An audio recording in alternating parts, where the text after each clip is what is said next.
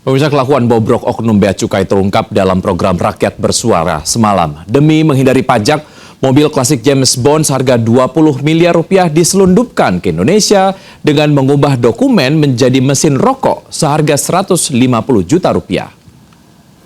Membersihkan. Bentar. Ini menarik. Harganya bisa berapa tadi?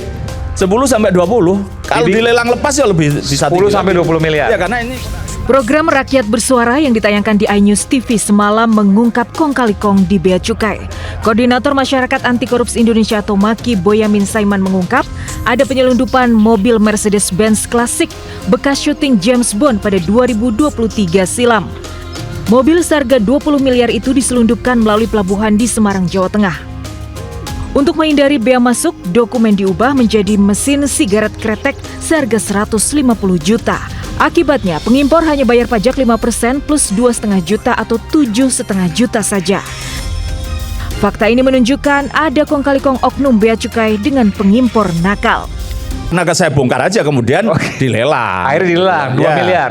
Ya, 2 miliar. Berarti kalau ini pikiran sederhana, yang dapat mobil Mercy ini patut dicurigai dong. Ya ada politisi. Iya, bahkan diduga juga ya sebenarnya yang dia pengimpor sebenarnya gitu. Karena kemudian perusahaan kecil di Jawa Tengah itu yang mengimpor itu harusnya kan di blacklist. Enggak di blacklist juga. Sesuai aturan, impor mobil mewah dikenakan pajak penjualan barang mewah sebesar 125% dari PPN 10%. Sementara bea balik nama kendaraan bermotor 10% dari harga mobil, ditambah pajak kendaraan bermotor 1,5% dari harga mobil. Artinya, jika harga mobil mewah 20 miliar, total pajak yang harus dibayarkan ke negara sebesar 4 miliar 530 juta. Jika Menteri Keuangan bisa menertibkan praktik kotor di jajarannya, negara bisa menggenjot penerimaan, alih-alih menaikkan pajak bagi masyarakat kecil. Tim Liputan iNews melaporkan. Yang kaya utak-atik pajak impor mobil mewah, sementara di Garut seorang siswi madrasah belajar di kelas sambil menggendong adiknya. Pasalnya, ia harus menjaga adik karena orang tua harus mencari nafkah.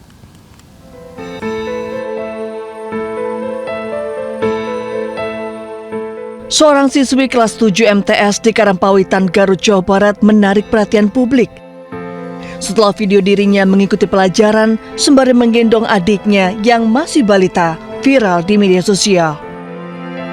Tak hanya itu, di sela waktu istirahat, gadis berusia 13 tahun bernama Zulfa ini berjualan cemilan untuk membantu ekonomi keluarga. Zulfa harus bersekolah sambil merawat adiknya saat orang tuanya sibuk mencari nafkah. Diketahui adik Zulfa berkebutuhan khusus dan membutuhkan biaya pengobatan yang besar. Karena itulah Zulfa membantu mencari nafkah dengan harapan sang adik tercinta bisa berobat. Kalau ke sekolah suka bawa adik gitu? Ya suka. Zulfa suka jualan di sekolah? Kadang sih. Kenapa Zulfa mau jualan di sekolah? Mau bantuin mama sama bapak biar meringankan bisa mengobati ujian. Di tengah keterbatasan, Zulfa tetap menunjukkan semangatnya menempuh pendidikan. Namun, siswi berprestasi yang selalu meraih ranking sejak SD ini terancam putus sekolah jika keadaan ekonomi keluarganya tak kunjung membaik. Ramai-ramai warga se-Jawa Timur mengeluhkan motor berebet alias mesin ngadat setelah mengisi BBM Pertalite di SPBU Pertamina. Bengkel pun diserbu pemilik motor yang mengeluhkan masalah motor berebet hingga mogok total. Partisa ini bensin malah macet lur. Tenantora ngene iki sing disini. Warga di Tuban, Jawa Timur ramai-ramai mengeluhkan motor mogok dan berebet alias mesin tersendat setelah mengisi BBM Pertalite Pertamina. Tak hanya 1-2 orang, tapi hingga ratusan orang. Seorang warga juga menunjukkan ada gumpalan putih di tangki BBM mereka, membuat banyak kerak di bagian fuel pump dan tangki BBM. Masalahnya neng bahan bakar itu.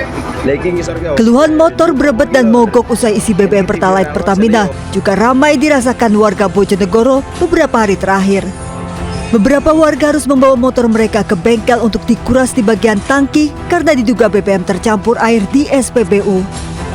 Dalam sehari satu bengkel menerima 50 motor dengan keluhan sama, rusak pada busi dan sistem pengapian motor menandakan ada masalah pada suplai bahan bakar. Sementara itu di Sidoarjo, Jawa Timur, seorang warga yang motornya mogok protes ke SPBU meminta pertanggungjawaban. Kalau sudah diambil pertalitnya, diganti pertama kalau memang air kan bermasalah dari pertalitnya itu. Keluhan berebut pada motor juga dirasakan warga di Gresik, Jawa Timur. Polres Gresik pun merazia sejumlah SPBU. Polisi mengambil sampel BBM Pertalite dan mengetes kandungan air warna dan bau Pertalite. Ramai-ramai keluhan motor berebut gara-gara Pertalite, Pertamina siap memeriksa sampel Pertalite di sejumlah SPBU di Jawa Timur. Juga kami mengambil sampel dari terminal-terminal penyimpanan BBM kami, baik di Tuban maupun di Surabaya, untuk kemudian diuji untuk parameter-parameter memastikan bahwa spesifikasi yang kami salurkan ke masyarakat produknya sesuai dengan ketentuan dari Kementerian SDM maupun BPH Migas. Tim Liputan iNews laporkan. Pemirsa, terus berulang, keracunan makanan bergizi gratis kembali terjadi di Kabupaten Bandung Barat, Jawa Barat dan menyebabkan ratusan pelajar SD dan SMP dilarikan ke rumah sakit. Seluruh siswa mengeluh gejala serupa, mual hingga muntah.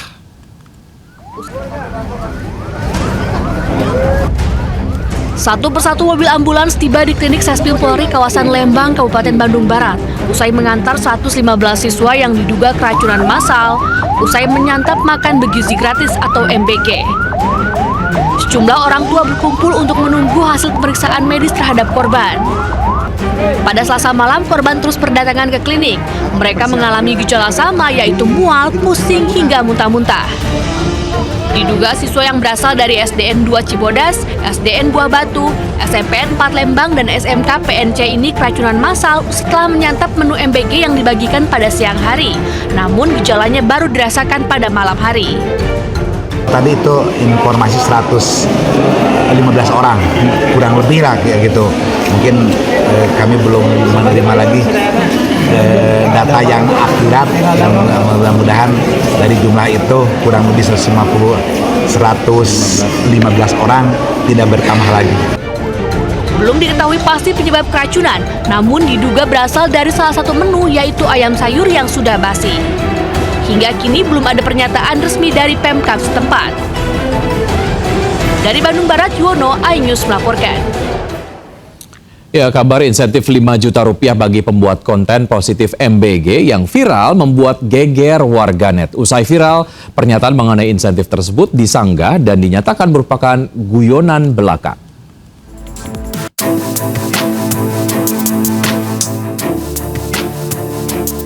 Wakil Kepala Badan Gizi Nasional BGN Nanik Sudaryati yang membuat pernyataan yang viral saat membuka rapat koordinasi dan sosialisasi petunjuk teknis pelaksanaan program MBG di Jakarta pada Senin kemarin 27 Oktober 2025. Ia berharap komunikasi publik yang cepat dan akurat menjadi kunci menjaga kredibilitas lembaganya di tengah arus disinformasi di media sosial. Sambil berguyon, ia melontarkan pernyataan akan memberikan insentif sebagai bentuk apresiasi jika konten yang dibuat viral.